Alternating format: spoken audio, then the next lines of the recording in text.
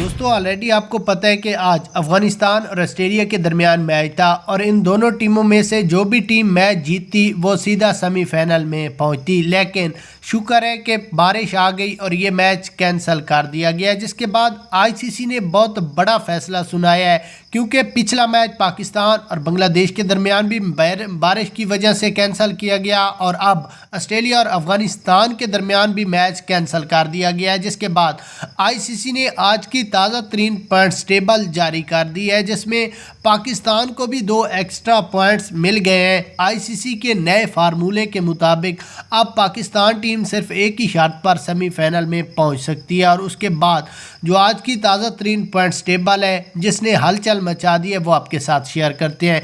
उससे पहले आपने इस वीडियो को लाइक करना है और कमेंट्स में अफगानिस्तान और ऑस्ट्रेलिया के दरमियान मैच के बारे में अपनी राय लाजमी देनी है। उसके बाद अगर यहाँ पर हम पॉइंट्स टेबल से पहले इस मैच की हाइलाइट्स पर नज़र डालें तो सबसे पहले अफगानिस्तान ने बैटिंग करते हुए 50 ओवरों में 273 रन बनाए, जबकि ऑस्ट्रेलिया ने बाद में बैटिंग करते हुए सिर्फ 12.5 ओवरों में 109 रन बनाए और 1 विकेट गई।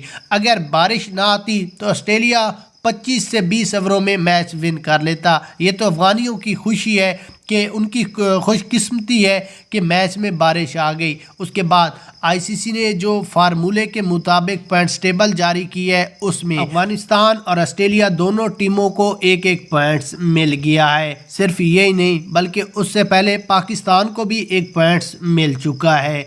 यहाँ पर अगर हम ताज़ा तरीन पॉइंट्स टेबल की बात कर लें तो न्यूजीलैंड और इंडिया 4-4 पॉइंट्स लेकर सेमीफाइनल के लिए क्वालिफाई कर चुके हैं। ग्रुप बी की बात कर लें तो ऑस्ट्रेलिया के 4 पॉइंट, साउथ अफ्रीका के 3, अफगानिस्तान के भी 3 और इंग्लैंड के 0 पॉइंट्स है और वो सेमीफाइनल की दौड़ से भी बाहर है। ये थी आज की ताज़ा तरीन पॉइंट्स टेबल।